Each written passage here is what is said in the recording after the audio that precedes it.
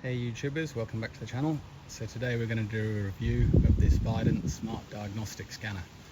So this is the iSmart 600 Max, and this was sent to me by AZ Scanners, and so we're going to get that out and have a look and tell you all about it. So first of all, just looking at these three scanners, the new one, the iSmart 600 Max, comes in a very good case, same as the old ones. It's a Bluetooth scanner, so it comes with a main unit and a Bluetooth dongle that you plug into the car. The previous version I had was this Vidant iLink 400. This is my first scanner. So the main difference here is it's a previous generation, and this is a single make scan tool. So the new one will do multi-car, so there's plenty of cars, pretty much every car you can do with that scanner, whereas this one is limited only to a certain range of cars. I got this for the Mercedes at the time, so that I could work on that, but as you can see, it works on quite a few different brands, and it's still a very good scanner, and it still got me out of a lot of trouble. It comes with a tethered OBD cable and a standalone unit with some rubber buttons where you can move around the screens in the menu.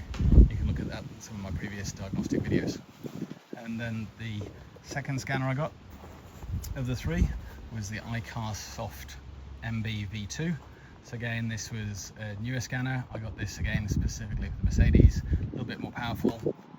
Again, not touchscreen, just with the rubber buttons, and it's got a separate OBD cable that plugs in the top into the diagnostic port. So all three can get you out of trouble. They've all got different feature sets, and they've all got the ability to read and sometimes write some of the diagnostics to the car. But I got this new one because I'm going to be working on a lot of different cars, and this will enable me to just jump between cars. And also the advantage of having the Bluetooth connection is that you can actually move around the car and try and do the diagnostics while you're actually at the place of the problem. So if we have a look at what you get inside the box, there's the unit itself. That's a battery powered unit. You can charge it, and it's got its own lithium battery inside. You get quite a comprehensive user manual, quick start manual, so that allows you to get online and get the unit registered so you can operate it. You get the Bluetooth dongle, which has got an LED on it, so that shows when it's connected to the main unit, and you get a power supply, a power brick, and a charging cable using USB-C. So putting those to one side, we'll just get into the unit and show you the features. So it's quite a handy size, you can fit it in your hand pretty well. On the left hand side here we've got the power switch.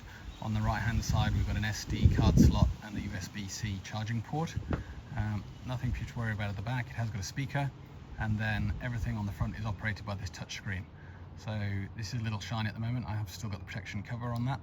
Worth taking that off if you want better responsiveness, but otherwise it's a really good size, and you can put it in the car while you're doing the diagnostics. So if we just look in the quick user manual, there's just a few steps there you need to do. So the first thing you need to do is to go online and actually register the device. To do that, you need to set up an account on the Vidant website. Once you've done that, you can run the unit, and you can actually check that the unit software is up to date. So it'll do that and tell you whether it's got the latest software in it, the latest firmware, and it will also connect to the Wi-Fi while you're going through these steps. And then you can move on and go directly to your vehicles. And there is also a check that it will do to make sure it's got the latest vehicle software. So we'll just turn the unit on and jump into the menu. So you give a quick press on the power, and it does a small boot sequence, and then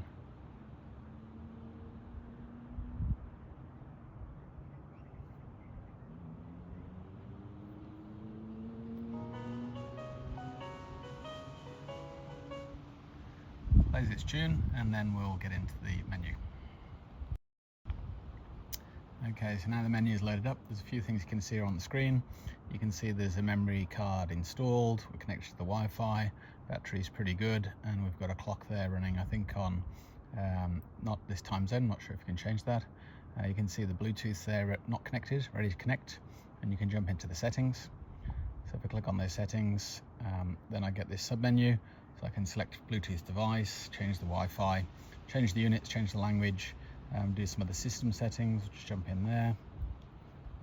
So I can change the Bluetooth, the volume, the brightness, the power, sleep time. I can actually change the time zone there, which is good. So I can change that to Australian time. So we're not going to find that quickly because it's +10. So somewhere here, we'll go with Brisbane.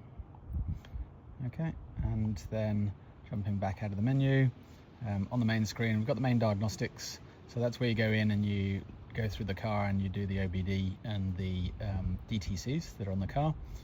So if I just click on that just to show you, sorry I just pressed too quickly, that's where you can pick your car type. So you can pick all the different models of the car that are loaded in there, all the different makes, and then you can jump into the model once you've gone through that.